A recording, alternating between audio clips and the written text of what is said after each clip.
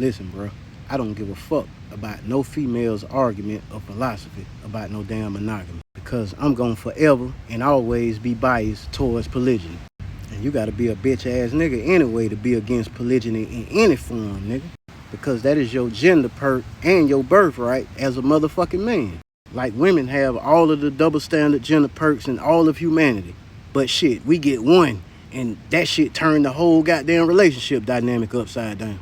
And one of the gender perks of a woman is if she with a man who is financially stable or endowed, she ain't gonna have to work a day in her life. She can be in the motherfucking living room more than the furniture, and that man ain't gonna say not one word about it. But a woman with some money, shit, she practicing hypergamy anyway, so she not even coming back to date down a broke nigga. And if a woman got a job or getting some money, you better not be sitting up under her, bro, talking about you ain't getting no paper either.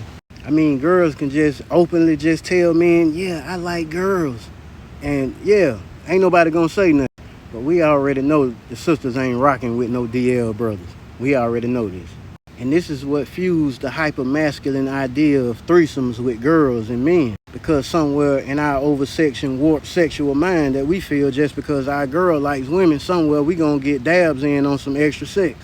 And listen, we already know that this is not finna be accepted on the norm, so we not gonna even play with that. But back to why I'm always being biased for polygyny. Because like I said, this was our natural birthright before Abraham Lincoln.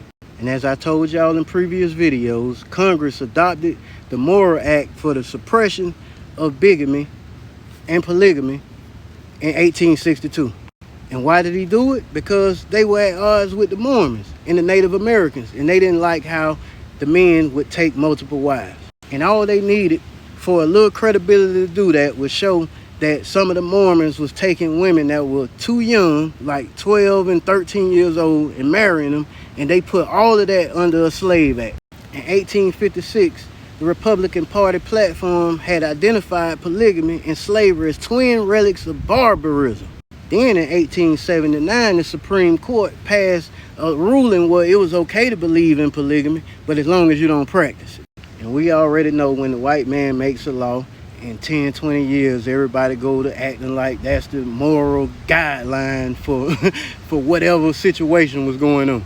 I mean, law doesn't even have to have no logic behind it, but as long as enough people can have emotionalism about it, oh, it's enough to pass a law about it. Just like monogamy was instituted by men, polygamy can be instituted by men. And whatever we choose to do, that's what it's gonna be, bro. So I'm out here wondering what type of bitch ass dudes still rocking with giving their power away when these women out here talking about they independent and being liberated.